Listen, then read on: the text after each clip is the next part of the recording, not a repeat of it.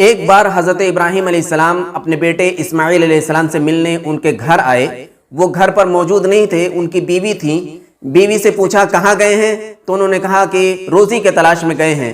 جب حال چال پوچھا کہ تمہارا گزر بسر کیسے ہوتا ہے، بیوی نے کہا بڑی ہی پریشانی میں ہم لوگ گزر بسر کر رہے ہیں اور تنگی کی شکایت کی۔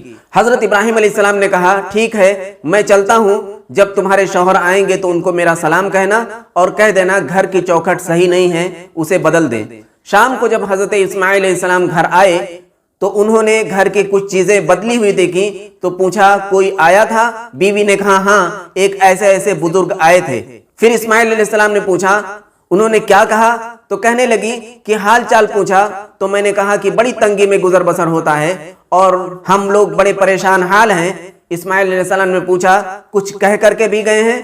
تو انہوں نے کہا کہ یہ کہہ کر کے گئے ہیں کہ گھر کی چوکھٹ صحیح نہیں ہے، اسے بدل دے۔ اسماعیل علیہ السلام نے کہا وہ میرے والد تھے، انہوں نے تمہیں بدلنے کے لیے کہا ہے، لہٰذا تم اپنے گھر والوں کے پاس چلی جاؤ، یعنی اس کو طلاق دے دی اور پھر دوسری شادی کی۔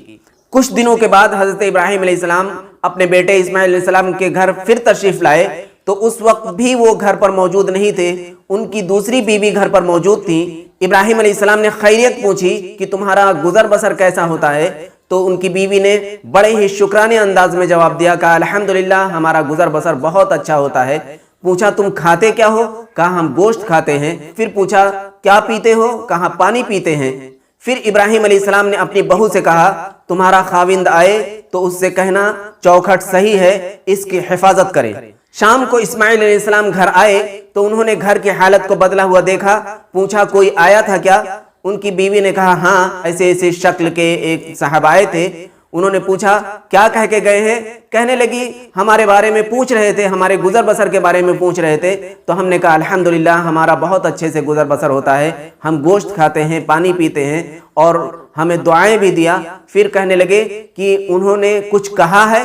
کہا ہاں یہ کہہ کر گئے ہیں کہ گھر کی چوکھٹ صحیح ہے، اس کی حفاظت کریں۔